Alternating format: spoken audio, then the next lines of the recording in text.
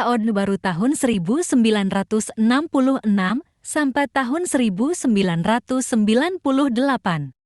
Orde Baru adalah suatu tatanan seluruh peri kehidupan rakyat, bangsa, dan negara yang diletakkan kembali kepada pelaksanaan Pancasila dan OA di tahun 1945 secara murni dan konsekuen.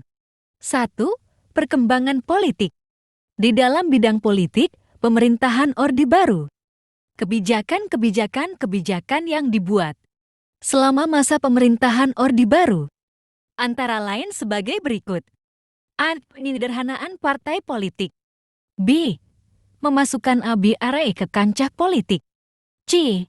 Membubarkan MPRS dan diganti dengan MPR. D. Diterimanya Timor Timur sebagai bagian dari NKRI. E.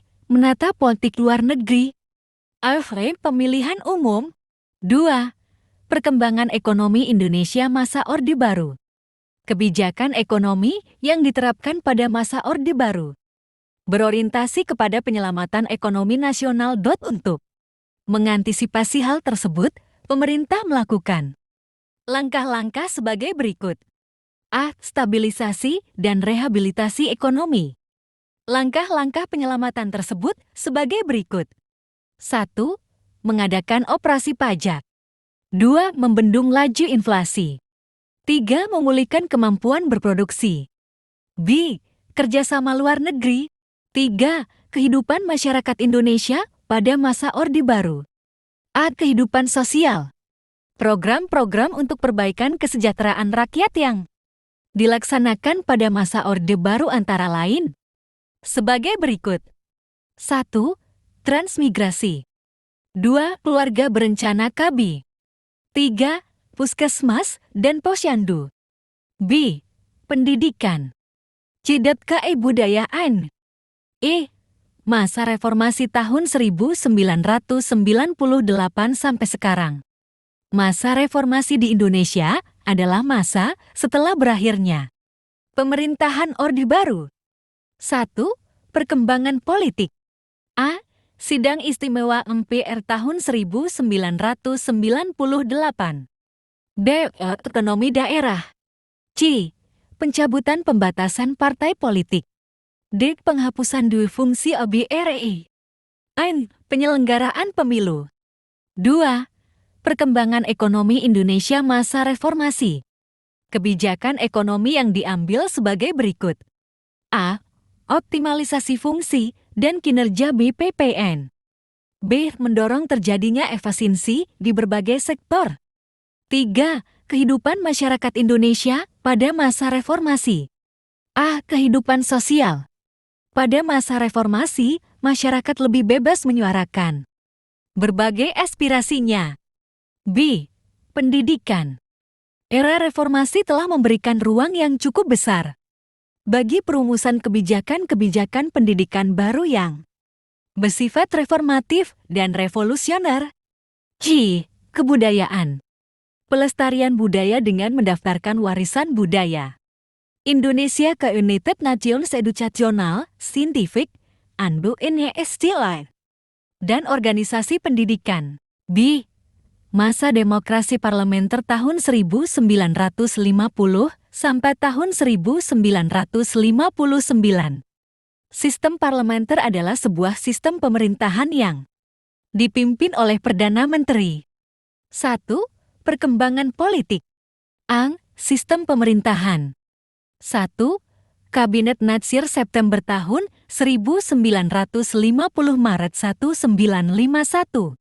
A. Program kerja Kabinet Natsir. 1. Menyempurnakan organisasi Angkatan Perang. 2. Memperjuangkan penyelesaian masalah Irian Barat. 2. Kabinet Sukiman April tahun 1951 Februari 1952. Setelah Kabinet Natsir mengembalikan mandatnya pada Presiden. Program kerja Kabinet Sukiman menjamin keamanan dan ketenteraman, mengusahakan kemakmuran rakyat. 3. Kabinet Wilopo April tahun 1952 Juni 1953. Presiden Soekarno menunjuk Wilopo dari PNI sebagai formatur dan berhasil dibentuk kabinet baru. Program kerja Kabinet Wilopo: 1. Menyelenggarakan pemilihan umum konstituanta, DPR, dan DPRD. 2. Meningkatkan kemakmuran rakyat. 4. Kabinet Ali Sastroamidjojo 1 April tahun 1953 Agustus 1955 merupakan polisi antara PNI dan INU. A. Program kerja: 1. Mengatasi gangguan keamanan dan pemberontakan di daerah. B. Hasil kerja: 1. Disusunnya kerangka panitia pelaksana pemilu. 5. Kabinet Burhanuddin Harahap Agustus tahun 1955 Maret 1956. Kabinet Ali digantikan dengan Burhanuddin Harahap dari Partai Masyumi. A. Program kerja: 1. Melaksanakan pemilu secara baik.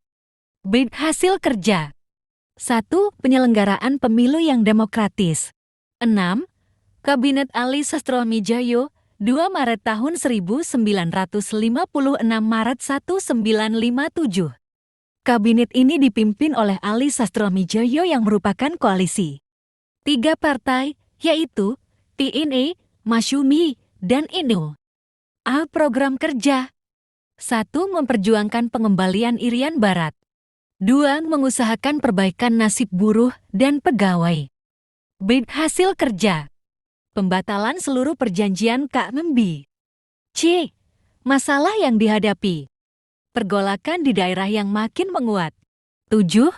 Kabinet Juanda Maret tahun 1957 Juli 1959. Kabinet ini dinamakan Kabinet Karya atau disebut juga Kabinet Juanda. Program kerja: membentuk Dewan Nasional. Normalisasi keadaan RI. B. Ancaman disintegrasi bangsa antara tahun 1950 sampai tahun 1960. 1. Gerakan Angkatan Perang Ratu Adil Api IRA. 2. Pemberontakan Andi Aziz. 3. Pemberontakan Republik Maluku Selatan RFS. 4.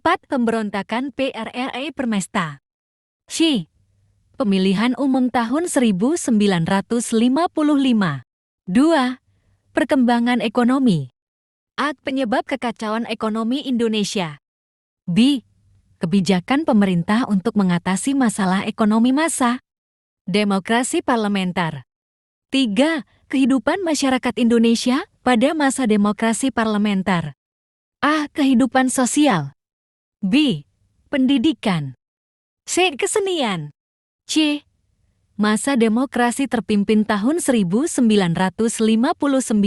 sampai tahun 1965. 1.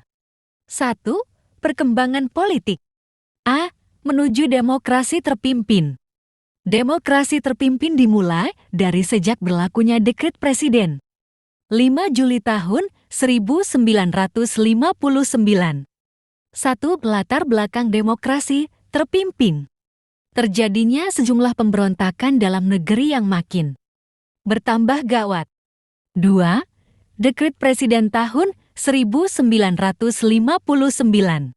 A. Melatar belakang lahirnya Dekret Presiden 5 Juli tahun 1959. Pemilu tahun 1955 mengantarkan terbentuknya DPR dan konstituante. B. Proses terbentuknya Dekret Presiden 5 Juli tahun 1959.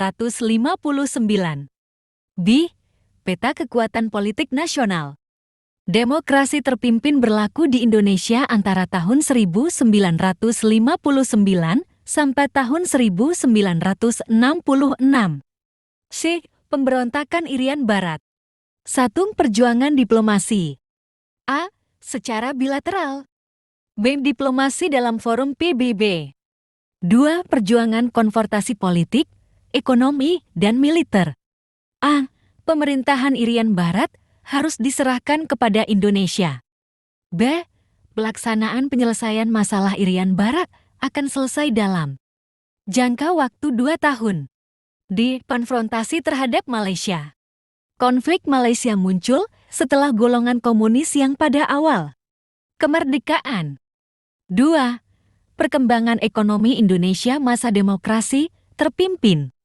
A. Bidang pembangunan. B. Bidang ekonomi keuangan. C. Bidang perdagangan dan perkreditan luar negeri. Audio Jungle.